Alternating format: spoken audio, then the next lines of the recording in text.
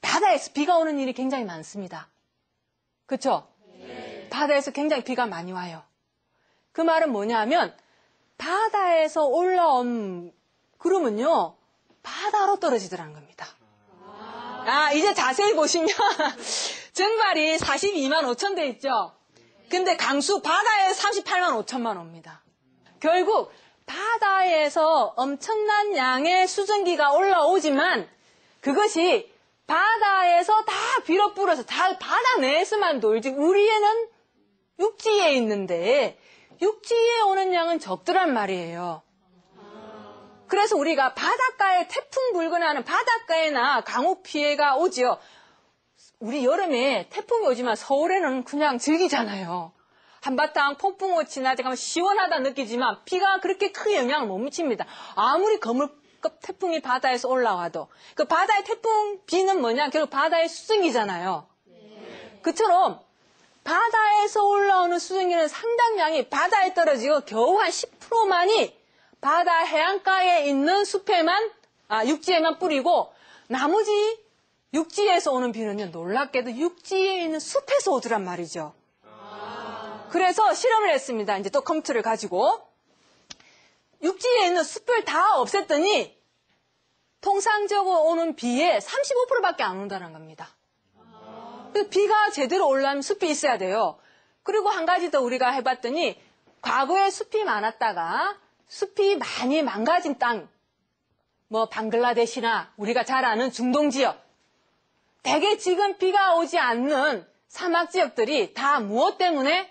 나무가 없었기 때문에. 그래서 숲이 있는 것만으로도 한 그루의 나무가 하루에 그죠? 뭐 몇백 리터의 물을 뿜어 올리니 숲 자체가 얼마나 많은 양을 뿜어 올리겠습니까? 그 사실은 바다에 비하면 미미한 양이지만 사실은 육지에 오는 비의 거의 7, 80%를 숲에서 다 충당을 해주는 겁니다. 물은 생명이다. 얘기들 하지만 사실은 비가 오지 않으면 작물도 안 되고 말 그대로 사막 불모지 되잖아요. 그죠? 결국 비가 와야 되는데 결국 비가 숲을 키우지만 나중에 들여다봤더니 그 비를 내리게 하는 것이 육지에서는 뭐다? 숲이다는 겁니다. 자, 이처럼 엄청난 양의 물을 토양에서 줄기를 통해 잎을 통해서 대기 중으로 쏴내서 그것이 구름을 만들고 그 구름을 만들어서 비를 내리는데 이게 만약에 거기에서 끝난다면 사실은 재미가 없는데 이 수증기, 증발된 수증기가 사실은 굉장히 놀라운 힘을 갖더라는 겁니다. 뭐냐면 이 수증기가요 이동을 하더라는 겁니다. 이동을 하는데 뭐 구름도 떠들어 돌다가 쉽게 말해서 이런 거죠. 동해 쪽에서 습한 구름이 올라오다가 백두대간을 못 넘죠.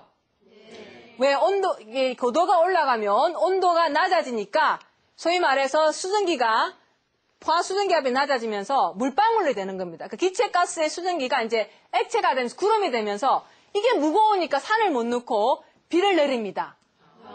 그럼 이제 공기가 가벼워지면 산을 슝 하고 넘어서 우리 영서지방으로 넘어오면 여기는 건조한 바람, 그게 높새바람입니다.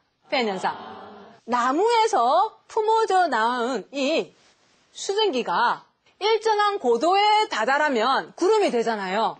이 구름이 되는데 단순히 이게 비를 내리지 않고 비를 내리기 전에 무슨 일이 벌어지냐면 이 수증기가 가지고 있던 쉽게 말해서 우리가 주전자에 불을 떼어가지고 액체를 기체로 만들잖아요. 그죠? 물을 액체로 기체를 만들 때는 뭐예요? 불을 떼서 에너지를 줘야 됩니다. 기체를 만드는데 기체가 액체로 되면 열이 반대로 나오겠죠? 네. 이걸 우리가 이제 잠열 얘기를 하기도 하는데 기체에서 액체로 되면 열이 나오더란 말이죠. 그러니까 이 말은 뭐냐면 기체 상태의 수증기가 액체 상태의 구름을 만드니까 그 수증기가 가지고 있던 열이 주변으로 방출됩니다. 저기압이 되는 거예요. 그러니까 밑에서 공기가 쑥 빨려오니까 구름이 휙 밀려 올라가는 겁니다. 놀랍죠? 자기가 이동을 못하는데 주변에 열작용에 의해서 그래서 굉장히 높이까지 쑥 올라가니까 이게 제트기를 타고 구름이 이동을 하더라는 겁니다. 만약에 이게 없다면 숲이 없는 곳에서는 내일 비가 안 오고 숲이 있는 곳에서만 주야장창 비가 와야 되는데 지구의 전체적으로 강우 패턴이 복잡해지는 것이 알고 봤더니 뭐 지구가 여러 가지 자전이나 태양광 이런 것도 있지만 이 수증기의 놀라운 추진력 자체가 스스로를 멀리 이동시키는 힘을 갖더라는 겁니다. 근데 이거는 굉장히 중요합니다. 우리가 이런 생각을 하죠. 우리 숲이 좋아졌는데 우리는 걱정 없겠네? 그렇잖아요. 우리나라 숲은 좋아졌는데 걱정 없겠네? 그런데 그게 아니라는 얘기예요.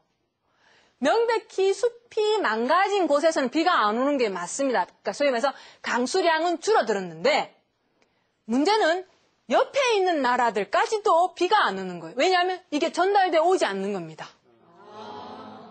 결국은 이 비가 만들어지고 소위 구름이 만들어지고 구름이 지구를 구석구석 돌면서 비를 내리는 그 패턴이 전 지구적으로 움직인다는 겁니다. 그 말은 우리 숲만 잘 되어서는 안 된다는 얘기예요. 그야말로 세계화라는 겁니다. 기상의 세계화. 그러니까 우리가 결국은 다른 나라의 숲도 돌봐야지만이 우리한테도 기상재해가 안 일어나는 겁니다. 그래서 이제는 우리가 우리나라 뭐 식목일 때도 나무 심을 때도 없는 데가 아니라 남아있는 힘을 어떻게 해야 된다? 숲이 필요한 나라에 도와줘야 되는 겁니다. 우리나라는 전 세계적으로 가장 빠른 시간에 숲을 잘 복원한 나라입니다. 그죠?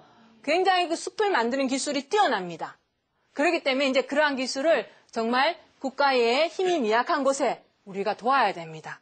그렇게 하는 것이 결국 뭐냐면 그 나라를 살리는 길이자 지구, 우리를 포함한 전체를 살리는 길입니다. 그러니까 숲은 이렇게 그 지역의 숲이 그 지역에 고요하게 떨어지는 것이 아니라 전 지구적으로 움직입니다.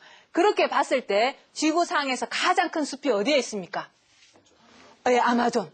지구의 허파, 아까 산소 얘기했죠? 그 다음에 그 많은 물이 다 어디서 나오냐고. 그 아마존에서 올라온 수증기의 50%는 그 아마존 강으로 떨어집니다. 그 나머지는 어떻게? 돌면서 곳곳에 비를 뿌립니다. 그런데 지금 그 열대림이 파괴되니까 비가 극단적으로 오지 않거나 이 소위 말해서 이 열의 흐름도 바뀌고 물의 흐름도 바뀌면서 비가 많이 오는 곳엔 많이 오고 안 오는 곳은 오지 않고 이 숲이 잘 가꾸어진 우리나라마저도 이 불완전한 강우 패턴을 갖게 되는 겁니다. 그러니까 숲이 우리 숲이 아니라 지구 숲입니다. 그래서 우리가 나무를 씹으면